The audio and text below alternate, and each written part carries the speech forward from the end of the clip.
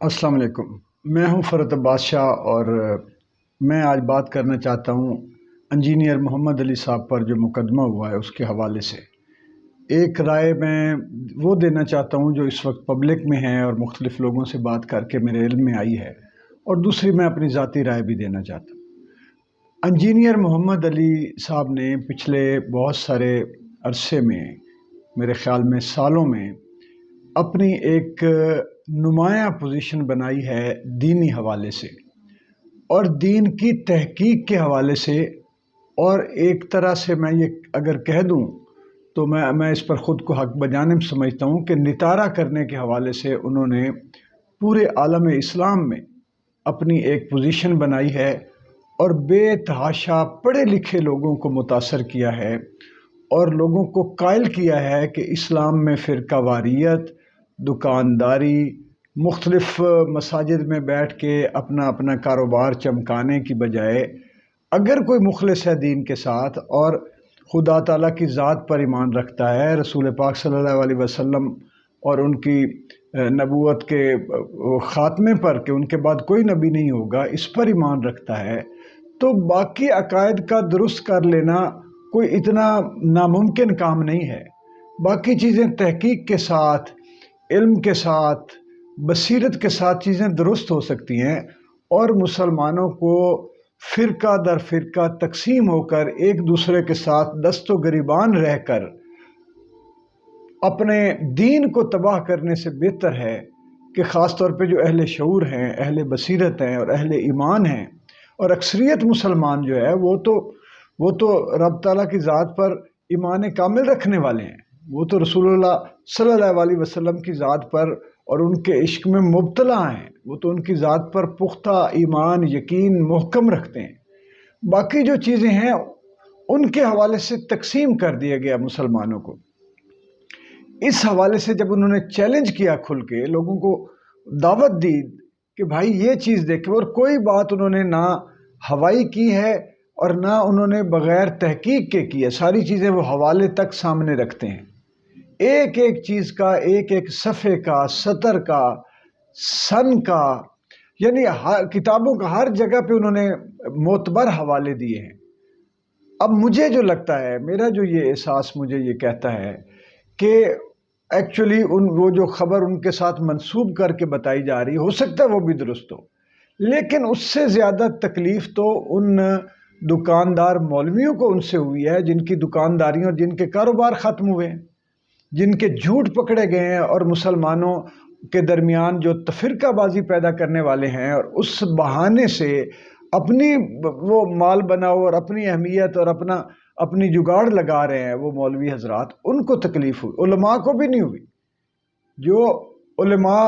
درست راستے پہ ہیں، یا جو کم از کم جن کی نیت یہ ہے کہ اللہ تعالیٰ ان کو راہ ہدایت پر رکھے، روشنی دکھائے، راستہ دکھائے، ان علماء کو بھی تکلیف نہیں ہے انجینئر محمد علی سے، صرف دکانداروں کو تکلیف ہے، اس لیے کہ یہ فرقے نہیں ہوں گے تو ان کاروباری مولویوں کی دکانیں کیسے چلیں گی، اور یہ ہر فرقے میں موجود ہے۔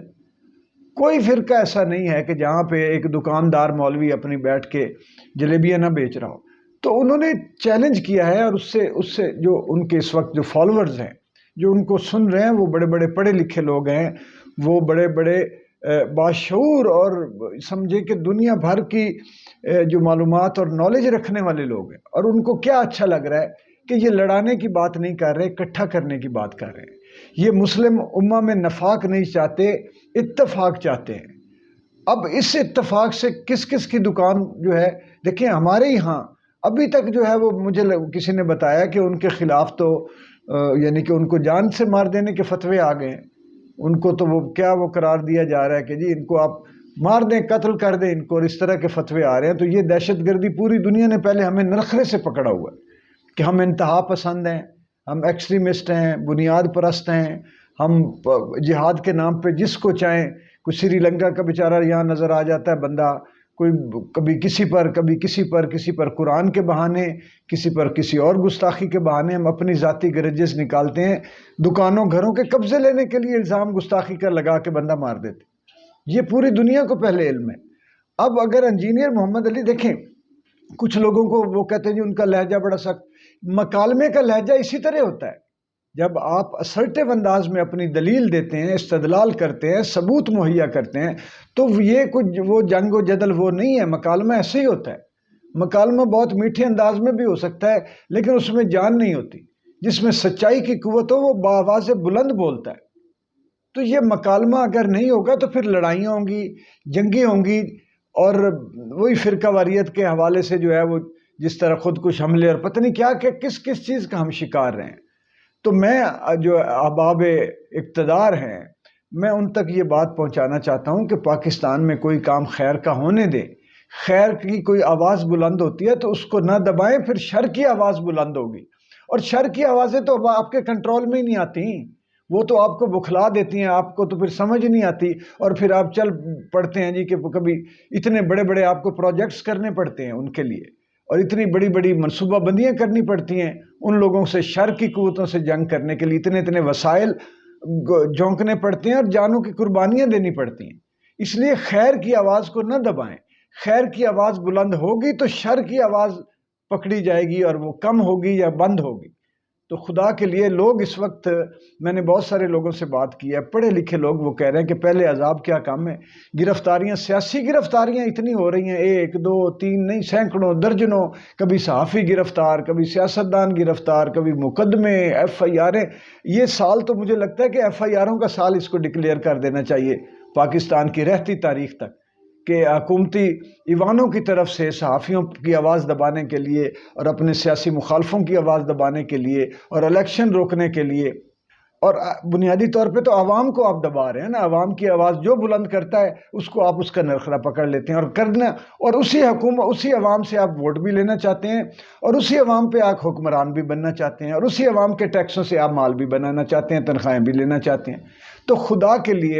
لیے یہ بند کریں۔ یہ لوگوں کو بہت تکلیف ہوئی ہے کہ اس مقدمے سے، اور اس مقدمے کے پیچھے جو عوامل ہیں اور وہ جو ان کو واجب القتل قرار دینے کے فتوے جاری کر رہے ہیں، ان سے عوام کے دلوں میں ان کے بارے میں نفرت پیدا ہوئی کہ آپ خدا کے لیے ایسا نہ کریں۔ ایک اور محاذ کھولنا چاہتے ہیں اور یہ بڑا خطرناک ہوگا محاذ، یہ جو دینی حوالہ ہے، اس میں پھر لوگ سر پر کفن باندھ کر باہر نکل آتے ہیں۔ تو ایک اچھی آواز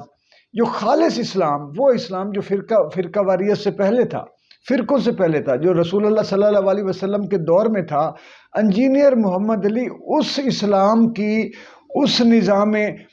حکومت کی، اس دین کی تلاش میں، جستجو میں تحقیق کر رہا ہے اور آپ سے شیئر کر رہا ہے اور آپ سے مانگ رہا ہے آگے سے جواب۔ اگر کسی میں کوئی اتنی استطاعت، طاقت، جان ہے، کوئی اور اپنے آپ کو سچا سمجھتا ہے تو بیٹھ کر اس سے مناظرہ کرے۔ ہمارے ہاں تو مناظرے کی تاریخ ہے پوری موجود۔ خدا کے لیے ملک میں کم از کم ایک اور عذاب نازل نہ کریں کہ یہاں کچھ اور ہی کھڑا ہو جائے۔ بہت شکریہ۔